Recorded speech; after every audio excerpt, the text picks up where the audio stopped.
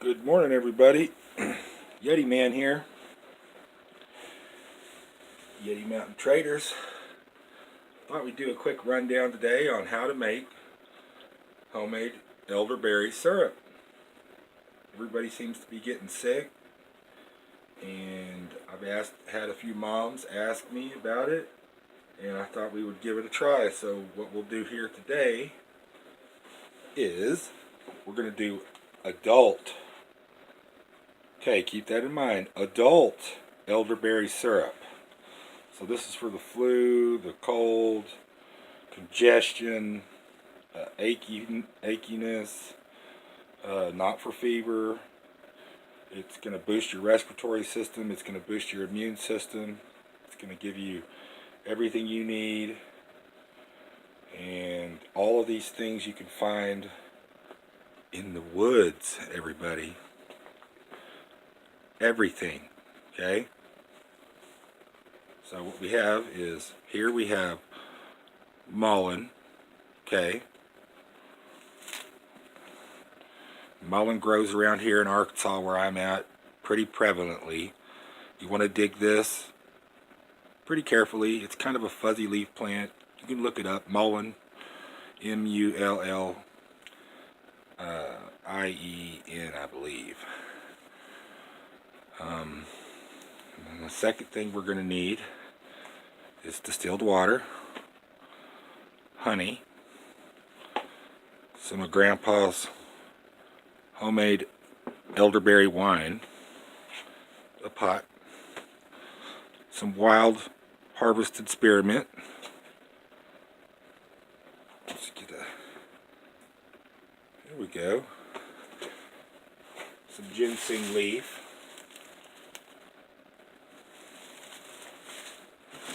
some plantain. All these things you can find in your neck of the woods if you live in an area like I do in Arkansas. And probably about 4 pounds of raw elderberry berries off the bush. Okay? And you're just going to do it's going to be real simple.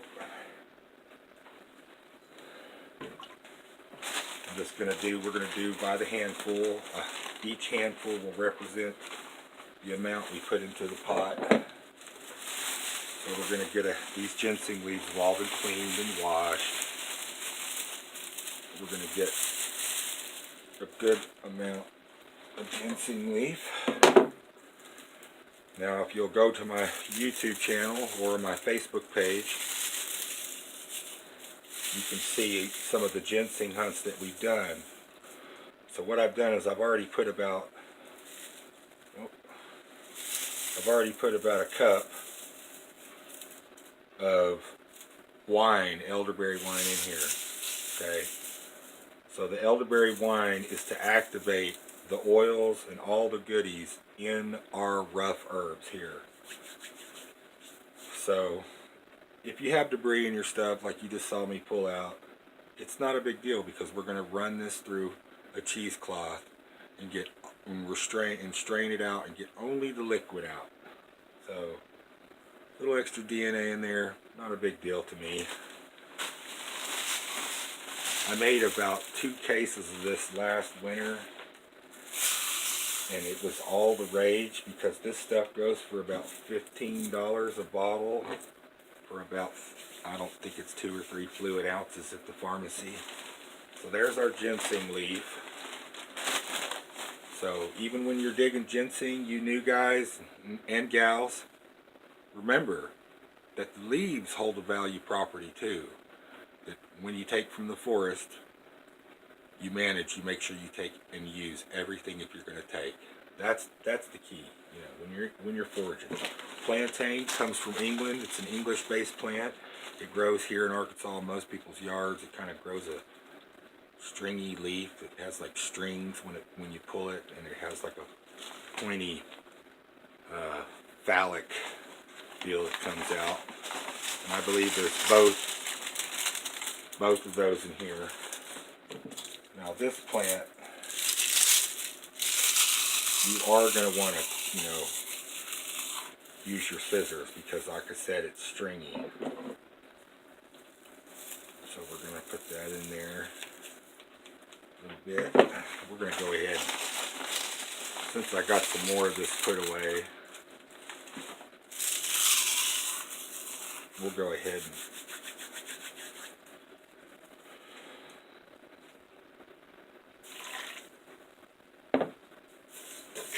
and add a little extra.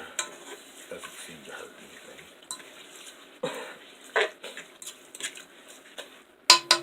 The next thing we want to do is add some spearmint.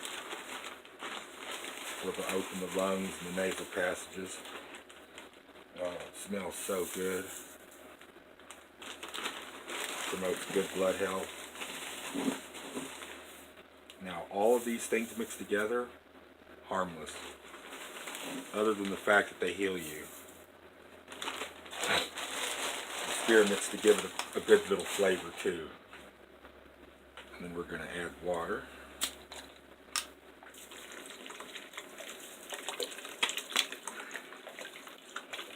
Try to use distilled water or spring water. Don't try to use tap water because the pH is wrong. So everything here, like I said, is almost organic. I'm not cooking with a clay pot. Should be though.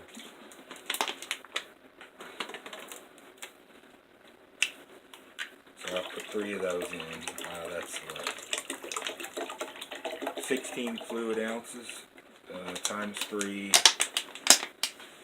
Now this is going to be hard for people to get. You got to know an old boy or an old man or even an old lady to be able to make you this elderberry wine.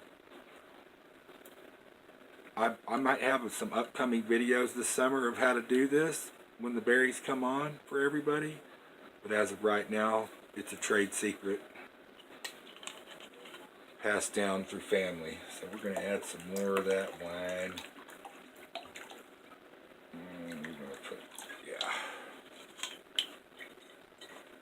Now we want to grab a little bit of this Mullen. Oh, isn't that a great sound? Oops. Unfortunately, that does happen. I'm going to stir that up. So what we're going to do is we're going to take this to the stove and we're going to cook this down. And by the time I get this cooked down, it's going to be real thick. Not like a syrup, but close. And all those goodies are going to be rendered into this liquid. And all those properties and powers that these plants hold and possess. Here you go, here's the elderberries. You can see I kept the branches and the stalks. Just like I said, use the whole plant. I don't pick anything else on the elderberry plant because I want to come back the next year. Of course, I obviously leave some to replenish. Cool deal is I brought a bunch of those seeds home, made a bunch of this wine, and threw all the stuff outside. And 2 summers later, I have my own patch here on my own farm now. So remember, if you bring them home, they'll try to grow. And that was even after making wine. So those are still just a little bit frozen. Ooh, that's a purple. Look at that purple color. There you go. Kid in the playground right here. So we'll just stir that up real good. Mix it together. Get us a masher. We're just going to kind of want to knead that down in there, releasing those berries. That's what we want. We want those antioxidants and all those good goodies in there. Okay, so what we're going to do now is we're going to take this to the stove and we're going to cook it really low, like about 100 and, I wouldn't go no more than 140 on the stove. I can hear those berries popping, hear them, seeds. Oh, that's nice. No higher than 140 in no less than 2 to 3 hours. Now, if it gets to where your liquid starts to run a little low, you can either add more elderberry wine or you can add more distilled water. The key is to keep that solution thick. That's when you know you're getting the goodies. And you'll even see a film on top of the pot as it heats after an hour or so. It's okay, it's just the natural oils. And then after we're done boiling it or not boiling it, rendering it for 2 or 3 hours, stirring every 30 minutes vigorously, doing what I'm doing right here, about every 20 minutes, 30 minutes, for about 3 hours. We let it simmer because it's not boiling hot, but it's hot. I burnt myself. We'll get us I just use cotton. I can buy cotton cutouts at the store, like parts of t-shirts. I just buy white cotton cutout t-shirt parts and strain this over a big cauldron pot or a big plastic bowl, and then squeeze, squeeze out all of the liquid into the bowl, and maybe even do that 2 or 3 times until it can have most of the roughage out of it.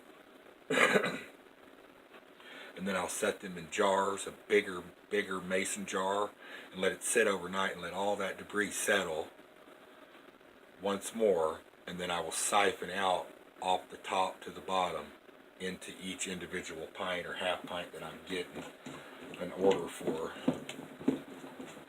Locally orders. Unless you're just a crazy fan who wants some, then maybe we could give us a jar away, guys. I don't know. I'm trying to learn how to do all this YouTube and Facebook stuff. I'm kind of beyond my age, so on the technology, but I'm learning. We'll get it. Most of the videos you see are shot raw and live. Not live, but raw in the moment, hunting the ginsengs or the rattlesnakes or the mushroom hunts, or that stuff I shoot on the fly. I seem to do a little better when I do that. So there you go. Cook this down 2 to 3 hours. Add distilled water if you need to, or more elderberry wine if you need to keep the liquid where you want to keep it. Sain it, sipped it, sain it, sipped it, sain it, sipped it. Let it settle overnight in a big jar. Siphon out the liquid, jar it, and seal it. If you do jar it, like in mason jars, like in half pints, you need to make sure that if you got orders to fill or you are giving it away, to give it away, because it needs to be used within 2 to 3 weeks. It is an organic product. And of course you can seal the mason jars, which is what I usually do. Alright guys, I'm going to call it a day. Getting started on my other stuff. We appreciate you tuning in. Go to YouTube and subscribe and like and share. That's at Yeti Mountain Trading Inc. Chris A. Mavis Jr. or at Facebook under Yeti Mountain Traders Inc. Chris A. Mavis Jr. Yeah, come check it out, guys. We appreciate your support, and we hope that this video helped you.